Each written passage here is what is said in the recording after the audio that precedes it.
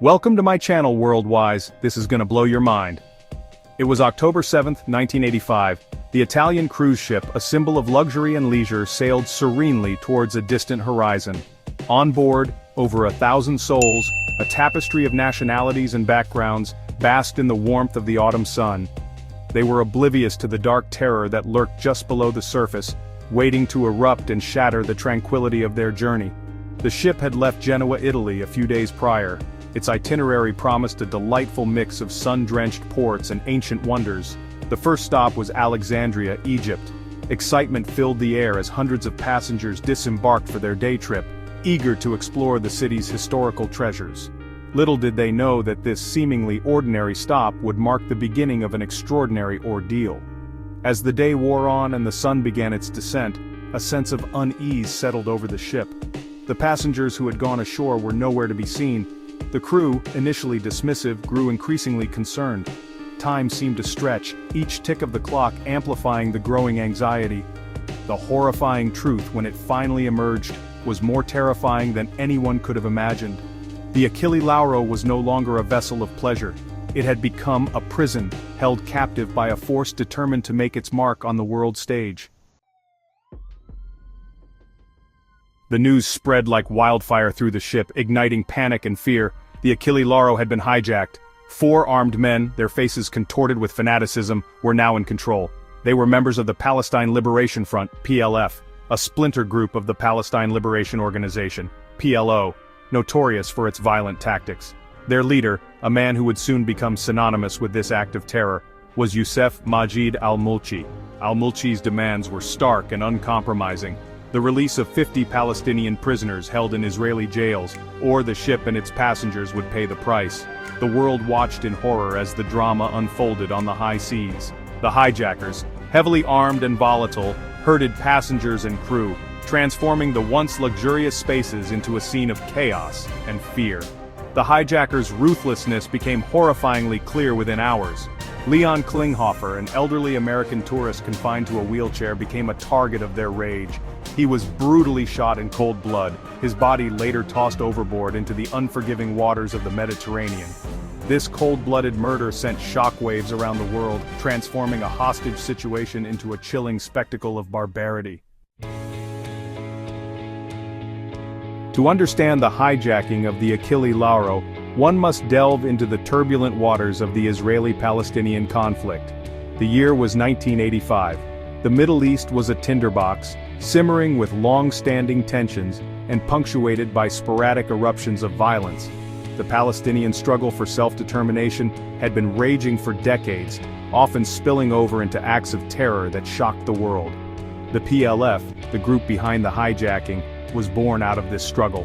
They saw themselves as freedom fighters, waging a desperate war against an implacable enemy. Their tactics were brutal, designed to shock and awe, to force the world to pay attention to their cause, no matter the human cost.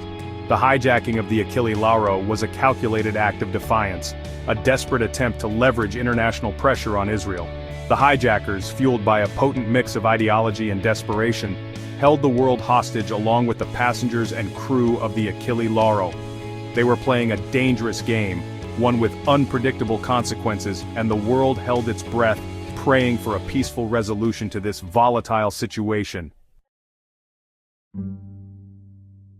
Leon Klinghoffer, a 69-year-old retired appliance manufacturer from New York City, became the tragic human face of the Achille Lauro hijacking. Confined to a wheelchair due to a stroke, he was traveling with his wife Marilyn, celebrating their 36th wedding anniversary. Their voyage, meant to be a joyous occasion, turned into a nightmare. Klinghoffer's murder was a turning point in the crisis. It transformed the public perception of the hijackers from desperate men fighting for a cause to cold-blooded murderers. The image of his lifeless body being thrown into the sea, captured in a chilling photograph, became a symbol of the hijackers' brutality. The world mourned Klinghoffer, a man whose life was tragically cut short. His murder added a layer of personal grief to the global outrage, further complicating the already delicate negotiations for the release of the hostages. The incident underscored the human cost of political conflicts and the indiscriminate nature of terrorism. Section 5. Diplomatic tightrope. As the Achille Lauro sailed erratically across the Mediterranean, a frantic diplomatic dance began. Governments around the world scrambled to respond to the crisis, their efforts hampered by the volatile situation and the high stakes involved. The hijackers, distrustful of any intervention, proved to be ruthless negotiators, their demands non-negotiable. Egypt, under immense pressure to resolve the crisis peacefully, played a critical role in the negotiations. The United States, with its own citizens held hostage, adopted a firm stance, refusing to negotiate with terrorists. Meanwhile, Italy, caught between its desire to protect its citizens and the fear of provoking the hijackers, walked a diplomatic tightrope. The negotiations were tense, fraught with uncertainty, and punctuated by threats and ultimatums. The lives of hundreds hung in the balance as diplomats from multiple countries worked around the clock, desperately seeking a peaceful resolution to the crisis. The world watched with bated breath, hoping against hope for a miracle. Section 6. A botched resolution and international fury. After days of agonizing suspense and intense negotiations, a deal was struck. The hijackers, promised safe passage to Tunisia, agreed to surrender to Egyptian authorities. The world breathed a collective sigh of relief as the hostages, physically unharmed but deeply traumatized, were finally freed. However, the sense of relief was short-lived. The hijackers' flight to freedom was abruptly cut short.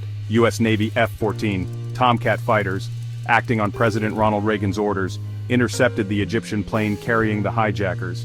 Forced to land at a NATO airbase in Sigonella, Sicily, the hijackers found themselves, once again, surrounded and their fate uncertain. The forced landing ignited a diplomatic firestorm. Italy, furious at the violation of its sovereignty, accused the U.S. of acting unilaterally. The incident strained relations between the two allies, adding another layer of complexity to an already delicate situation. The hijackers, their safe passage denied, were now in Italian custody, their fate hanging in the balance. Section 7. Justice, delayed but served. The hijackers' trial in Italy became an international spectacle, a dramatic postscript to the hijacking that had captivated the world. The Italian court, rejecting the hijackers' claims that their actions were politically motivated, found them guilty of a litany of charges, including murder, kidnapping and hijacking. Youssef Majid al-Mulchi, the mastermind behind the hijacking, was sentenced to 30 years in prison. His accomplices received lesser sentences. The trial, though delayed by diplomatic wrangling and legal complexities, delivered a measure of justice for the victims and their families. It also sent a clear message that acts of terrorism, no matter the motivation, would not go unpunished. The Achille Lauro hijacking, with its tragic loss of life, high-seas drama, and complex geopolitical implications, became a defining event of the 1980s. It served as a stark reminder of the human cost of political conflicts and the ever-present threat of terrorism. Section 8. The enduring legacy of a tragedy. The Achille Lauro hijacking, though fading into the annals of history, continues to cast a long shadow. The incident remains a stark reminder of the human capacity for violence and the devastating impact of terrorism. It also highlighted the complexities of international diplomacy, particularly when faced with hostage situations and acts of terror. The incident brought the Israeli-Palestinian conflict into sharp focus, underscoring the urgent need for a peaceful resolution. It also exposed the fault lines in international cooperation, revealing the often competing interests of nations, even when faced with a common threat. The legacy of the Achille Lauro hijacking is a sobering one. It serves as a reminder of the fragility of peace and the ever-present threat of violence. It also highlights the importance of international cooperation and the need for peaceful dialogue in resolving conflicts and combating terrorism. The memory of the victims, particularly Leon Klinghoffer, serves as a reminder of the human cost of hatred and intolerance. Thank you for watching. Stay tuned for my next video.